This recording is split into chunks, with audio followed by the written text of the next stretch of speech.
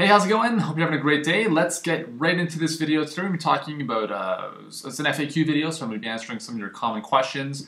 And I'm going to take a couple questions here that I think will relate to a lot of different people. So hopefully that's, if you have a question similar to these, then hopefully these answers will help you out. So let's, I'm just actually going to pull up my Facebook page here. That's where I interact with most of you guys on a daily basis. And I really appreciate that platform for being able to connect with you. It really means a lot to me. To be able to get your feedback, to see what areas of of concern you might have with respect to health and fitness, and I do what I can to help you out as best I can. So let's. I'm going to go through a couple really cool questions that I think will help you out. The first one is, what is your #1 health tip or the most important thing about health that you feel? This comes from Jane Hamilton. So thanks for the question. I answered this on my Facebook page, but I think it's still valuable to talk about this. There's two things that I really feel passionate about from a health perspective. The first thing is, if there's one thing you were going to do to improve all aspects of your health, it would be to eat more greens. Okay, so if you did nothing else but simply just overload your body with greens, green vegetables, green juices, green smoothies, salads, green powders, all that stuff, that's going to make a huge difference to your health, because you're getting a lot of alkalinity into your body, which means you're getting all those great minerals and a lot of those phytonutrients that are very, very, very, very powerful for improving your health and all sorts of other stuff. So eating more greens, probably the #1 thing I would recommend from a nutrition standpoint. From an exercise standpoint, I feel the most important thing for everyone to remember is that strength training is essential. Okay, cardio is great, but I don't believe in the long run cardio is what's going to ultimately improve your health, even as you age, right? If you're 90 years old and you can't get out of your chair because you don't have enough strength in your legs to do that, it doesn't matter how aerobically fit you are. Okay, so you need to strengthen your muscles. When you get strong muscles, when you do any kind of resistance training, it could be body weight, it could be using weights, whatever it is, you get stronger and you increase your metabolism by laying down more muscle mass. And women, you're not going to turn into Arnold Schwarzenegger just because you don't have enough of the hormonal makeup, testosterone, and all that kind of stuff to do that. So whether you want to lose weight, improve your body's tone, whatever it is, you need to strength training. It's very important. So add the greens, add the strength training. Those two alone will make a huge difference to the bottom line, right? Literally. So let me see. Here's another question that we can look at.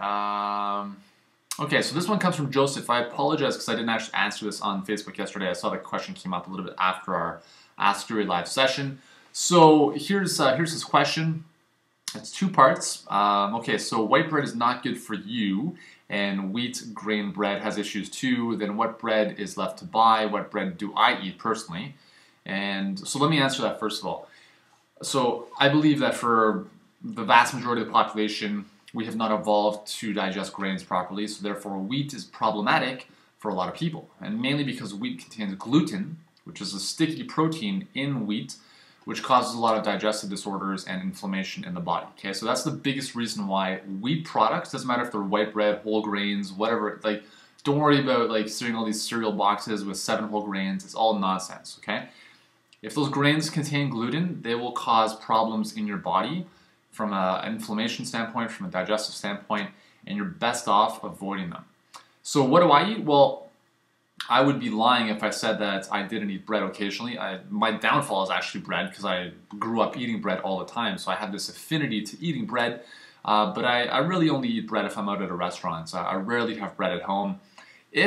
I mean, we don't even buy sprouted bread, sprouted grain bread. So I just really avoid it altogether. And really, do we really need bread? Do we need to have sandwiches all the time? It's more of this conditioned thing that we have about bread, and why we need it. If we don't have bread, we're not going to be able to eat anything. So I don't really eat bread at home. If I'm out in a restaurant, I make sure that, hey, if I'm going to go for a restaurant for a nice meal, I'm going to enjoy the bread. I'm not crazy fanatical about that kind of stuff, but again, minimize it, because it's not good for you to be eating every single day. So the second question is, list 2 healthier alternatives to using butter or margarine on toast. Provide examples of what you use. All right, so first of all, margarine is terrible, and even if the Heart and Stroke Foundation and Bessel, the margarine company, say that margarine reduces heart and stroke issues. It's all nonsense. Anyways, more about that in February. Okay, so stay tuned. But for now, butter is a great alternative. I have nothing wrong with butter. Butter, as long as it's organic, and if you can find a very, very good source butter is actually very good for you in moderation. Margarine is man-made, it's chemically induced, it's garbage, right? So you don't want to be eating that plastic nonsense. So stick to the butter. If you need to put something on your toast, like if you need to have bread, use butter. There really is no other alternative. I mean, you can use coconut butter if you want, coconut oil, but I don't even know how good that would taste on bread. So just don't even go with the bread. Just put the bread aside. You'll be much better off. All right. So here's let's see, another question here.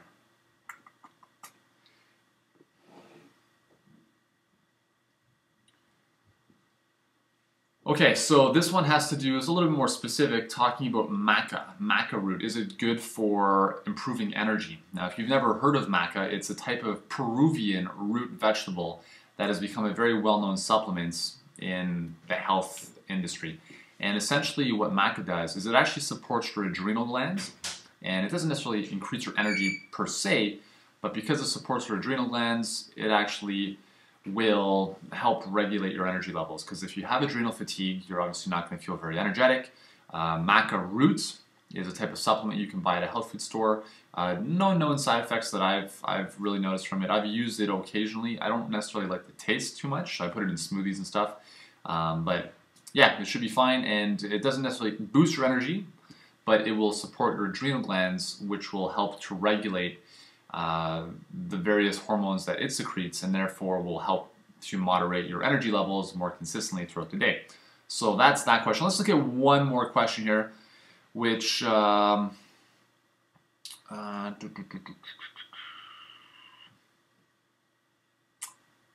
I do this stuff on the fly. I don't even prepare ahead of time. I'm terrible at planning, and that's why a lot of this stuff I just kind of do on the fly, but I'm hoping that this stuff is of value. And okay, so final question here, nutrition-wise. Another question here about nutrition, and here it is, 2 parts. The first one is, hey Yuri, I realize you don't recommend soybeans or peanuts, peanut butter, stuff like that. So just let me explain why very briefly. Peanuts, I'm not there's nothing wrong with occasionally eating like peanut butter, especially if it's organic. The problem with peanuts is that the way they're grown, the way they're cultivated is underground, and they have a propensity to gathering what are called aflatoxins and mold. So they have a greater tendency to have more mold and aflatoxins in the actual final product, which obviously is not a good thing. And obviously because peanuts are a very, very allergenic food nowadays. It's gone to the extreme where kids can't even bring peanut butter and jelly sandwiches to school. It's that extreme.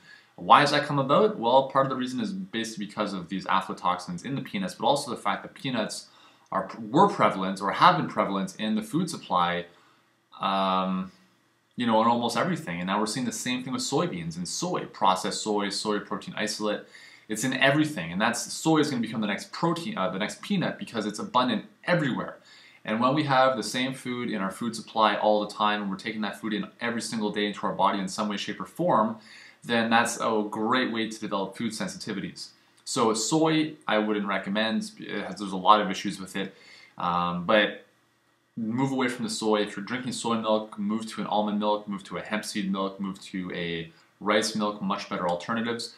And if you're having peanuts, peanut butter, just move to like almonds, almond butter, much better sources. The second question here is about tomatoes. I've heard that tomatoes are better cooked versus raw. Yes and no. So the biggest difference with tomatoes is when they're cooked, the lycopene, which is an antioxidant, which you've probably heard of, in the tomatoes is actually greater when the tomato has been cooked. Okay, so lycopene itself increases its value, if you want to call it that, in cooked tomatoes as opposed to raw tomatoes. Okay, so that's one element of tomatoes. Then you have all the other elements, like the vitamin C and all the other vitamins and minerals, which actually are kind of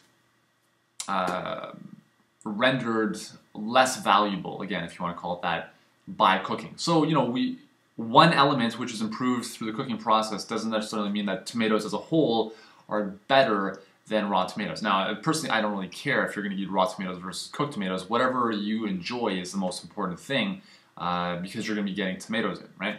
So just understand that sometimes when we hear these things like this is better cooked or this is better raw, you know, a lot of times they're alluding to one or maybe two very select few elements, nutrients in those foods that are impacted, okay? So the overall whole of the tomato, right, it's lost its life force, it becomes dead once it's cooked and heated. Is that worth getting in, you know, a little bit more lycopene? Not really. And the reality of lycopene is that you would have to eat a ton, like literally a truckload of tomatoes to get a significant amount of lycopene into your bloodstream anyways. So there we go. So those are 4 questions that hopefully will help you out. And again, thanks for posting your questions on Facebook. And there we go. So hope you have a great day. I will see you back here tomorrow. And there we go. So talk to you later.